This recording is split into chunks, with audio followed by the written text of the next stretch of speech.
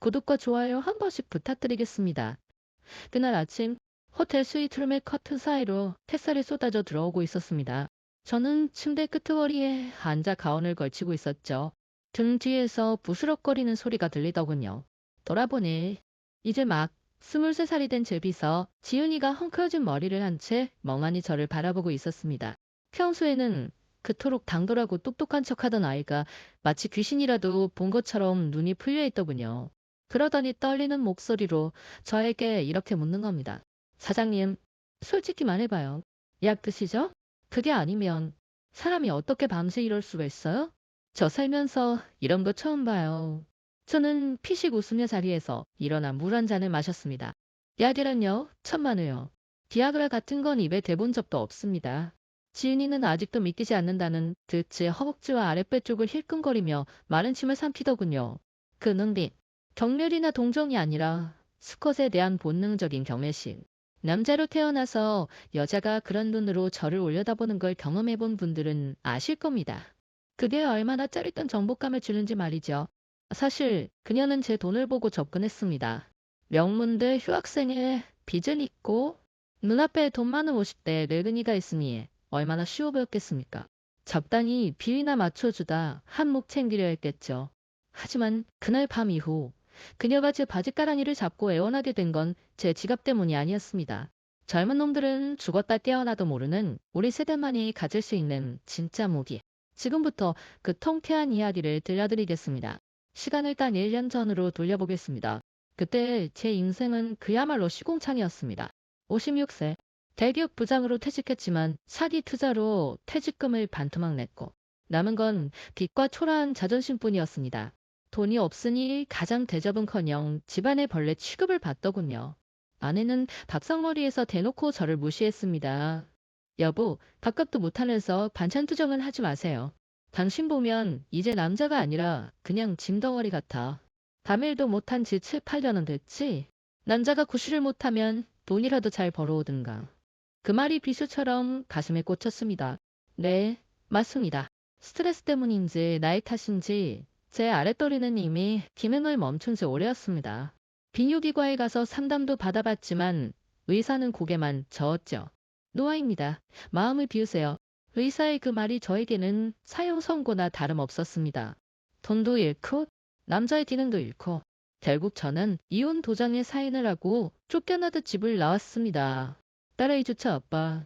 냄새나니까 좀 비켜줘 하며 제 앞을 지나칠 때 저는 결심했습니다. 이대로는 안 죽는다. 두고 봐라. 내가 어떻게 다시 일어나는지. 저는 남은 돈을 탈탈 털어 강원도 산골짜기에 버려진 땅을 샀습니다. 컨테이너 박스 하나 갖다 놓고 거기서 자연인처럼 살기 시작했죠. 그때부터 저는 미친 사람처럼 몸을 굴렸습니다. 매일 새벽 4시에 일어나 산을 탔고 인스턴트 음식은 입에도 대지 않았습니다. 산에서 캐온 약초, 칡뿌리, 그리고 동네 어르신이 알려준 특별한 민간요법. 그걸 매일 다려 마시며 스쿼트를 1000개씩 했습니다. 죽기 아니면 까무러치기였죠. 그렇게 6개월이 지났을까요? 어느 날 아침이었습니다. 잠에서 깼는데 아랫배가 묵직하더군요. 이게 오줌이 마려운 느낌이랑은 달랐습니다. 이불을 들춰본 저는 제 눈을 의심했습니다. 신념 아니었습니다. 죽은 줄 알았던 제 불신이 마치 20대 청년 시절처럼 성난기세로 하늘을 찌르고 있었습니다. 단단함이며 크기며 이건 젊었을 때보다 더하면 더했지 못하지 않았습니다. 저는 산속에서 짐승처럼 포효했습니다. 살았다. 김유석 아직 안 죽었다. 그런데 하늘이 도우려고 그랬는지 좋은 일은 한꺼번에 오더군요. 제가 샀던 그 쓸모없는 산골짜기 땅이 리조트 개발 지역으로 선정되면서 땅값이 폭등한 겁니다. 평당 10,000원 하던 게 100만 원, 200만 원이 되더니 순식간에 보상금만 수백억이 통장에 꽂혔습니다. 하루아침에 저는 넘치는 활력과 수백억 자산을 가진 대한민국 상위 1% 남자가 되어 있었습니다. 도심으로 돌아온 저는 강남 한복판에 빌딩을 올리고 제일 꼭대기 층을 제 집무실로 꾸몄습니다. 그리고 비서를 뽑기로 했죠. 수많은 지원자가 몰렸습니다. 다들 스펙이며 외모며 쟁쟁했지만 제 눈에 들어온 건 딱 한 명이었습니다. 일지은 23살, 낭문대 휴학 중. 면접장에 들어온 그녀를 처음 봤을 때 숨이 턱 막히더군요. 청바지에 흰 티셔츠 하나 입었을 뿐인데 뿜어져 나오는 젊음이 눈이 부실 정도였습니다. 하지만 제 눈에는 보였습니다. 그녀의 그 맑은 눈동자 뒤에 숨겨진 탐욕 말입니다. 명품 가방, 화려한 생활, 그리고 빛청산. 저 늙은이 꼬셔서 한몫 챙겨보겠다는 그 빤한 속셈이 훤히 보이더군요. 앉으세요. 제 말에 그녀가 생긋 웃으며 자리에 앉았습니다. 사장님, 저는 일을 배우러 왔지 돈 보고 온 거 아니에요. 시키시는 일은 뭐든지 다 할 수 있습니다. 밤늦게까지도요? 말은 그렇게 하지만 그녀의 시선은 제 손목에 찬 5천만 원짜리 시계를 훑고 있었습니다. 예전에 저였다면 저런 당돌한 아가씨 앞에서 주눅이 들었을지도 모릅니다. 하지만 지금의 저는 달랐습니다.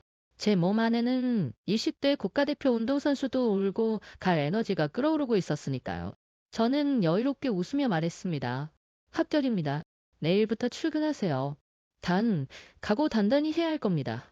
내가 겉보기엔 늙었어도 속은 젊은 놈들보다 훨씬 지독하니까. 그때 지훈이는 제 말뜻을 전혀 이해하지 못했겠죠. 그저 돈 많은 노인네의 허세라고 생각하며 속으로 비웃었을 겁니다. 하지만 그녀는 몰랐습니다. 자신이 밥으려는 그 호랑이 꼬리가 사실은 맹수의 그것이었다는 것을 말이죠. 과연 그녀가 제 옆에서 얼마나 버틸 수 있을까요?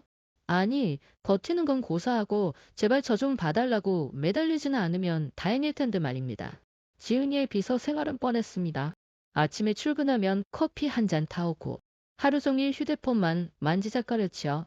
가끔 저한테 애교 섞인 목소리로 말합니다. 사장님, 저 이번 달 카드값이 좀 밀렸는데 값을 좀 안 될까요? 저는 알면서도 속아줬습니다. 가소롭기도 하고 귀엽기도 했으니까요. 무엇보다 그녀가 밖에서 만나는 그 논팽이 남자친구. 민준이 때문이라는 걸 알고 있었습니다. 민준이라는 놈, 25살에 허우대만 멀쩡했지. 하는 일 없이 지은이 등골이나 빼먹는 놈이었습니다. 가끔 사무실 밑으로 지은이를 데리러 오는데 제가 창문으로 내려다보면 아주 가관이더군요. 지은이는 쩔쩔매면서 제 법인카드로 긁은 커피를 갖다 바치고 그놈은 당연하다는 듯이 받아먹고 있고 쯧쯧 요즘 젊은 놈들 패기도 없고 끈기도 없고 그저 여자 등쳐먹을 생각뿐이니. 그러던 어느 날 베트남 다낭으로 3박 4일 출장을 가게 됐습니다. 당연히 수행 비서인 지은이도 동행했죠. 최고급 리조트 스위트룸을 2개 잡았습니다. 지은이는 신이 나서 셀카를 찍고 난리가 났더군요. 그런데 이튿날 밤이었습니다. 리조트 바에서 혼자 위스키를 한잔하고 있는데 구석에서 흐느끼는 소리가 들렸습니다. 가보니 지은이었습니다. 휴대폰을 붙들고 펑펑 울고 있더군요. 오빠, 내가 사장님한테 가불까지 해서 500만 원 보내줬잖아. 근데 그걸 또 토토로 날려? 어떻게 나한테 이래? 전화리 너머로 남자의 짜증 섞인 목소리가 들려왔습니다. 아, 시끄러. 야, 너 거기서 그 늙은 사장 꼬셔서 돈 좀 더 뜯어내면 되잖아. 몸이라도 팔든가? 전화가 끊어지고 지은이는 고개를 푹 숙인 채 어깨를 들썩였습니다. 제가 조용히 다가가 맞은편에 앉았습니다. 그녀가 화들짝 놀라 눈물을 훔치더군요. 사장님, 언제 오셨어요? 저는 아무 말 없이 제 소수권을 건넸습니다. 그리고 웨이터를 불러 독한 칵테일 한 잔을 주문해줬죠. 마셔라. 맨정신으론 힘들 테니. 지은이는 떨리는 손으로 잔을 비웠습니다. 저는 창밖의 밤바다를 보며 덤덤하게 한마디 던졌습니다. 지은아, 남자는 말이다. 제 여자가 돈 때문에 울게 만들면 안 되는 거다. 능력이 없으면 성실하게라도 하든가 성실하지 못하면 염치라도 있어야지. 제 여자 등 처먹고 큰소리치는 놈은 거기도 쓸모없는 놈이다. 지훈이가 저를 멍하니 쳐다봤습니다. 아마 꼰대의 설교라고 생각했겠죠. 그런데 제가 지갑에서 현금 5,000달러, 우리 돈으로 약 700만 원 정도를 꺼내 테이블 위에 올려두었습니다. 이걸로 그놈이랑 정리해라. 빚 갚아주고 끝내. 이건 사장이 주는 보너스도 아니고 남자가 여자 꼬시려고 주는 돈도 아니다. 그냥 인생 선배로서 예쁜 아가씨가 똥차 때문에 인생 낭비하는 게 아까워서 주는 거다. 저는 그 말만 남기고 자리에서 일어났습니다. 뒤도 돌아보지 않고 제 방으로 올라왔죠. 심장이 쿵쾅거렸지만 겉으로는 태연한 척 아주 중후한 어른 남자의 뒷모습을 보여주는 게 포인트였습니다. 그날 밤 샤워를 마치고 침대에 누워 책을 읽고 있는데 초인종이 울렸습니다. 딩동. 시계를 보니 새벽 1시였습니다. 문을 열자 술 냄새가 확 풍기더군요. 시은이었습니다. 그런데 차림새가 심상치 않았습니다. 몸매가 훤히 드러나는 얇은 실크 가운 하나만 걸친 채 풀린 눈으로 저를 올려다보고 있었습니다. 사장님, 아니, 오빠? 저 오늘 혼자 자기 싫어요. 그 자식이랑은 끝냈어요. 사장님 말씀이 맞아요? 쟤는 남자도 아니야. 그녀가 비틀거리며 제 가슴팍에 손을 얹었습니다. 하얗고 가녀린 손가락이 제 가슴 근육을 타고 내려오더군요. 그녀는 아마 속으로 계산기를 두드렸을 겁니다. 이 늙은이 외로웠겠지. 내가 오늘 밤 적당히 비위 맞춰주면 한국 돌아가서 명품 백 하나는 건지겠지. 저를 아주 쉬운 먹잇감으로 본 거죠. 하지만 그녀는 간과하고 있었습니다. 지금 그녀가 두드린 문이 굶주린 맹수의 우리라는 사실을 말입니다. 저는 그녀의 손목을 부드럽게 하지만 강하게 낚아챘습니다. 그리고 낮게 으르렁거리듯 속삭였습니다. 지은아, 실수하는 거다. 나는 네가 알던 그 시시한 20대 애송이들이랑은 달라. 대려? 매너? 그런 거 기대하지 마라. 이 문턱 넘는 순간 난 너 비서로 안 본다. 내일 아침에 두 발로 못 걸어 나갈 수도 있어. 감당할 수 있겠나? 지은이는 제 말에 흠칫 놀라는 눈치였습니다. 제 팔뚝에서 느껴지는 힘과 눈빛에서 뿜어지는 기세에 압도된 거겠죠. 하지만 그녀는 오기를 부리듯 제 눈을 똑바로 쳐다보며 입꼬리를 올렸습니다. 웃겨요, 사장님. 50 넘은 아저씨가 힘써봤자 얼마나 쓴다고. 허리나 다치지 마세요. 제가 위로해드릴 테니까. 딱! 참으로 기가 막힌 도발이었습니다. 호랑이 아가리에 제 머리를 들이밀면서 이빨이 빠졌나 확인하려 들다니요. 저는 더 이상 참지 않았습니다. 그녀의 허리를 한 팔로 감아올려 방 안으로 끌어당겼습니다. 팡! 문이 닫히는 소리와 함께 다낭의 뜨거운 밤이 시작되었습니다. 문이 닫히자마자 저는 그녀를 침대로 밀어붙이지 않았습니다. 그저 가운의 끈을 천천히 풀었을 뿐이죠. 서두를 필요가 없었습니다. 진정한 감자는 먹잇감 앞에서 흥분하지 않는 법이니까요. 제가 가운을 벗어 던지고 그녀 앞에 섰을 때였습니다. 지은이의 눈이 점점 커지더니 입이 딱 벌어지더군요. 그녀의 시선이 제 가슴 근육을 지나볶은 그리고 그 아래로 내려갔을 때 그녀는 자기도 모르게 뒷걸음질을 쳤습니다. 아니, 사장님, 잠깐만요. 이게 말이 돼요? 그녀는 당황한 듯 침을 꿀꺽 삼키며 제 얼굴과 몸을 번갈아 쳐다봤습니다. 마치 거대한 산맥을 마주한 등산객처럼 압도당한 표정이었죠. 저는 천천히 그녀에게 다가가 귀에 속삭였습니다. 왜? 무섭나? 20대 놈들은 시시하다며. 자신 있으면 덤벼봐. 오늘 밤 네가 이기나 내가 이기나 한번 보자고. 그날 밤은 그야말로 전쟁이었습니다. 아니, 일방적인 정복이었습니다. 그녀는 처음에는 반항하듯 덤벼들었지만 이내 제 힘에 눌려 비명조차 지르지 못했습니다. 제 몸은 지치지 않았습니다. 산속에서 6개월 동안 짐승처럼 구르며 다져온 체력이 폭발하듯 뿜어져 나왔습니다. 1시간, 2시간, 2시간. 시간이 갈수록 지쳐 떨어져 나가는 건 23살의 그녀였습니다. 사장님, 제발요. 사람 살려. 오빠, 나 죽어요. 진짜. 그녀는 제 어깨를 부여잡고 울다 웃다 하며 나중에는 제발 좀 쉬자고 애원까지 하더군요. 그 당돌했던 눈빛은 온데간데 없고 오직 경이로움과 복종만이 가득했습니다. 그날 밤 저는 비로소 깨달았습니다. 남자의 진짜 매력은 돈이 아니라 여자를 압도할 수 있는 생명력. 그 자체라는 것을 말이죠. 다음날 아침 한국으로 돌아오는 비행기 아니었습니다. 지훈이의 태도는 180도 달라져 있었습니다.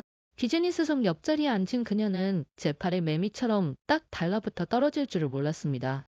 물을 마시고 싶다고 하면 뚜껑을 따서 대령하고 화장실에 가려고 일어서면 옷매무새를 다듬어주며 콧소리를 냈습니다. 오빠, 불편한 거 없으세요? 어제 너무 무리하셔서 피곤하시죠? 제가 가서 마사지 해드릴까요? 그녀의 눈에서 꿀이 뚝뚝 떨어지더군요. 돈 때문에 억지로 웃던 가짜 미소가 아니었습니다. 진심으로 저라는 수컷에게 반해버린 남컷의 표정, 딱 그거였습니다. 공항에 도착했을 때였습니다. 입국 게이트 앞에 익숙한 얼굴이 보이더군요. 바로 지은이의 전 남자친구, 민준이었습니다. 그놈은 지은이가 빚을 갚았다는 소식을 듣고 또 돈이나 좀 뜯어낼까 싶어서 마중을 나온 모양이었습니다. 민준이가 지은이를 보자마자 희죽거리며 다가왔습니다. 야, 유준. 오빠가 데리러 왔다. 출장 가서 돈 좀 벌었냐? 맛있는 거 사주라. 그리고 오늘 밤에 우리 집 콜? 민준이는 자연스럽게 지은이의 허리에 손을 두르려 했습니다. 평소 같았으면 지은이는 실은 척이라도 받아줬겠죠. 하지만 이번에는 달랐습니다. 지은이는 민준이의 손을 아주 벌레 보듯이 탁 쳐냈습니다. 짝! 소리가 날 정도로 매서웠습니다. 야, 손 치워. 더러우니까. 민준이는 당황해서 눈을 껌뻑였습니다. 뭐야? 너 왜 이래? 생리하냐? 지은이는 저를 보란 듯이 꽉 끌어안으며 싸늘하게 쏘아붙였습니다. 너랑 나는 이제 끝이야. 그리고 한 번만 더 내 앞에 얼쩡거려봐. 그땐 경찰 부를 거니까. 야, 김민준, 너 헬스 좀 한다고 깝죽거렸지? 웃기고 있네. 너 남자도 아니야. 진짜 남자가 뭔지 알고 싶으면 우리 오빠 발가락 때만큼이라도 따라와봐. 평생 해도 안 되겠다. 넌 그릇이 다르니까. 지은이의 그 말 한마디가 제 귓가에는 그 어떤 클래식 음악보다 감미롭게 들렸습니다. 민준이는 얼굴이 벌개져서 씩씩거렸지만 제 뒤에 서 있는 수행원들과 제 눈빛에 기가 놀려 아무 말도 못하더군요. 20대 젊음? 그딴 건 아무것도 아니었습니다. 준비된 50대의 연륜과 힘 앞에서는 그저 치기 어린 장난일 뿐이었죠. 저는 지은이의 어깨를 감싸 안으며 유유히 공항을 빠져나왔습니다. 제 등 뒤에 욕설이 들려왔지만 패배자의 비명처럼 들릴 뿐이었습니다.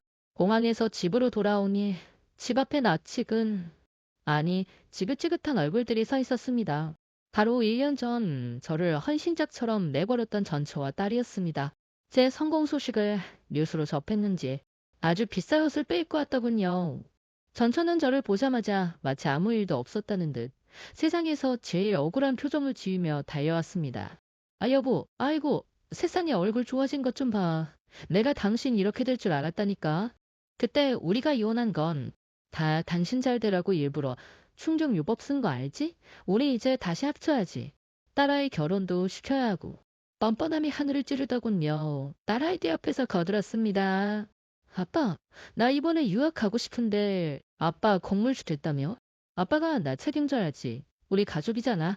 1년 전 냄새 난다며 코를 막던 그 딸 자식이 맞나 싶었습니다. 속에서 뜨거운 것이 올라왔지만 저는 차갑게 쏘아붙였습니다.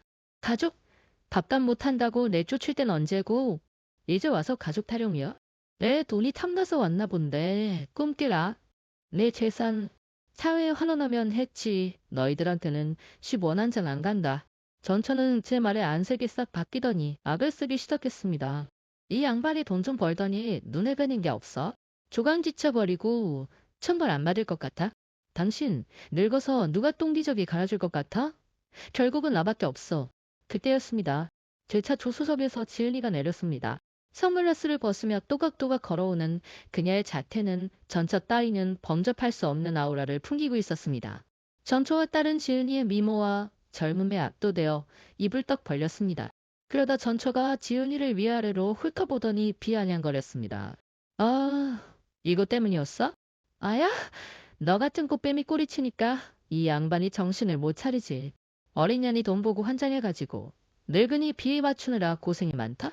지은이는 피식 웃더니 전처 앞으로 다가가 팔짱을 딱 기더군요. 그리고 전처의 눈을 똑바로 쳐다보며 아주 나긋나긋하지만 뼈가 있는 한마디를 던졌습니다. 아줌마, 말씀 참 섭섭하게 하시네요. 돈? 물론 오빠 돈 많죠. 근데 돈 보고 덤볐다가 지금은 제가 매달려요. 왜냐고요?